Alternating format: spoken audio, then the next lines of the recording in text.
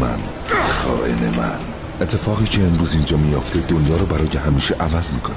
هیچکی نمیتونه جلوش وایسه، حتی تو.